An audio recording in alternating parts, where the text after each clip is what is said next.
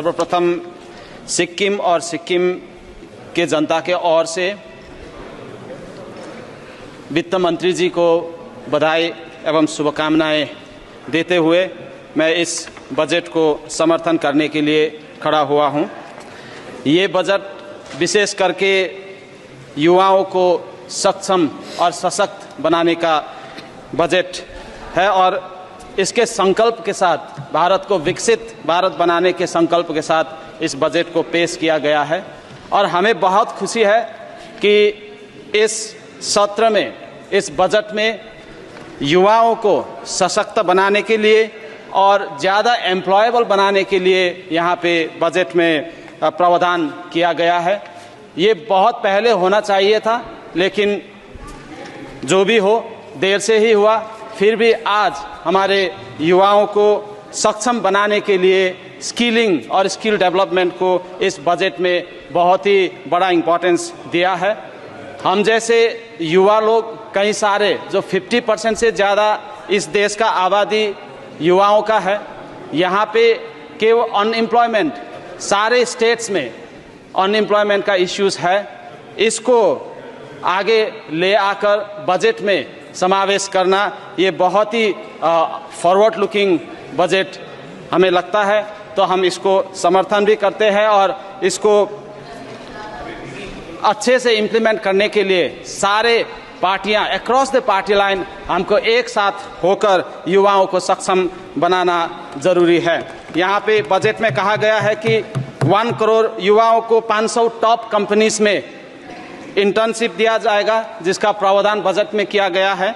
लेकिन अक्सर ये हुआ है सभापति महोदया कि जब इंटर्नशिप दिया जाता है या तो फिर कोई बड़े कंपनी में स्किलिंग के लिए लिया जाता है, तो ये बड़े बड़े शहरों में जो होता है और बड़े बड़े शहर के नज़दीक के गाँव को ही ये मौका मिलता है। जैसे सिक्किम दिल्ली से लगभग 1000 किलोमीटर दूर है, जहाँ का लोगों को ये इंटर्नशिप का मौका ज़्यादातर नहीं मिलता। तो हम ये भी निवेदन करते हैं कि वित्त मंत्री जी को कि इसको इम्प्लीमेंट करते वक्त सारे स्टेट गवर्नमेंट्स को और स्टेट गवर्नमेंट के जितने भी मशीनरीज है और जितने भी इंस्टीट्यूशंस है उसको भी साथ में लेके इसको इम्प्लीमेंट किया जाए, ताकि उस गांव में बैठे हुए एक युवा को भी मौका मिले कि एक बड़ी कंपनी में इंटर्नशिप करे और उसके बाद उस कंपनी में उसको भी नौकरी करने का मौका मिले। और स्किलिंग की जहां तक बात है, तो स्किलिंग अभी आके हम जब ग्रेजुएट हो चुके हैं, जब लोगों ने BA, BSc, MA सब कर चुके हैं, उसके बाद हम उनको स्किलिंग करने की बात सोच रहे हैं। लेकिन मुझे लगता है अगर विकसित भारत बनाना है तो हमें सोचनी चाहिए कि ये स्किलिंग स्कूल लेवल से ही और स्कूल करिकुलम से ही शुरू होना चाहिए, ताकि जब वो अपना डिग्री ख़त्म करे तब तक उसको एक एक्स्ट्रा स्किल भी मिले और उसको काम में जाने का और कहीं पे भी काम करने के लिए उसको एक्स्ट्रा उसको सक्षम बना सके। तो यहाँ पे बजट में एक बहुत ही विजनरी चीज़ को लाया गया है, नेचुरल फार्मिंग। आपको तो पता है सभापति महोदय कि सिक्किम ने नेचुरल फार्मिंग बहुत पहले से ही प्रैक्टिस करके आए हैं और हम इसको इम्प्लीमेंट करते वक्त हमारा एक्सपीरियंस भी रहा है और इसको रिसर्च पेपर्स ने भी पुष्टि किया है कि जब नेचुरल फार्मिंग में हम शिफ्ट करते हैं तो उस टाइम में प्रोडक्शन 37% से लेकर 50-60% तक कम हो जाता है। तो इस समय में जब हम नेचुरल फार्मिंग में शिफ्ट करने की सोच रहे हैं तो हम फार्मर्स को बहुत ज़्यादा इंसेंटिवाइज करना ज़रूरी होता है, उसको इंसेंटिव्स देना ज़रूरी होता है, ताकि ज़्यादा से ज़्यादा फार्मर्स को हम इनकरेज कर सके कि वो नेचुरल फार्मिंग की तरह जाए, नेचुरल फार्मिंग प्रैक्टिस करे। सिक्किम में ऐसा हुआ कि नेचुरल फार्मिंग को ज़बरदस्ती वहाँ पे इम्प्लीमेंट किया गया।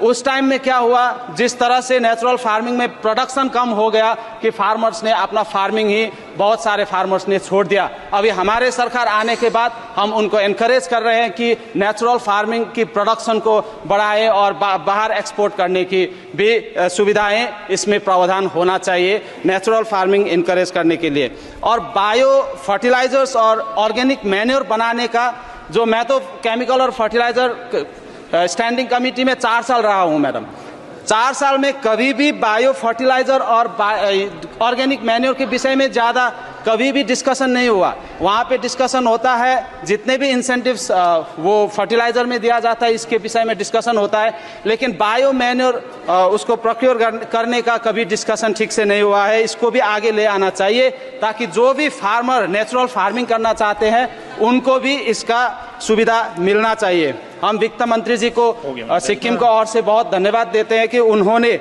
तीस्ता फ्लड के मैम दो ही पॉइंट है, उसे खत्म करने के बाद मैं कंक्लूड कर दूंगा। 2 ही पॉइंट है। एक तीस्ता फ्लड जो सिक्किम में लास्ट 2023 में हुआ उसके लिए हमें असिस्टेंस दिया जाएगा, ये बजट में बताया गया और हम बहुत ही खुश है। सिक्किम सरकार प्रधानमंत्री जी को भी बहुत बहुत धन्यवाद देना चाहते हैं। लेकिन ये ग्लफ का खतरा यहाँ तक ही नहीं है, सिक्किम में और एंटायर हिमालयस में इतना ज्यादा ग्लेशियल लेक्स है कि वो अभी खतरे, वो क्लाइमेट चेंज की वजह से जिस तरह से ग्लेशियर डिप्लीट हो रहा है कि वो ग्लेशियर लेक्स का आकार अभी बढ़ता जा रहा है और वो डेंजर होता जा रहा है। इसलिए सिक्किम में भी 300 से ज्यादा ग्लेशियर लेक्स है जिसमें 16 से ज्यादा अभी डेंजरस हो चुका है। तो इसके मिटिगेशन के लिए हम सिक्किम के ओर से हम इतना ही रिक्वेस्ट करते हैं गवर्नमेंट ऑफ इंडिया को कि सिक्किम में एक रीजनल सेंटर फॉर ग्लेशियोलॉजी बनाया जाए जहां पे मिटिगेशन के लिए भी काम किया जाए।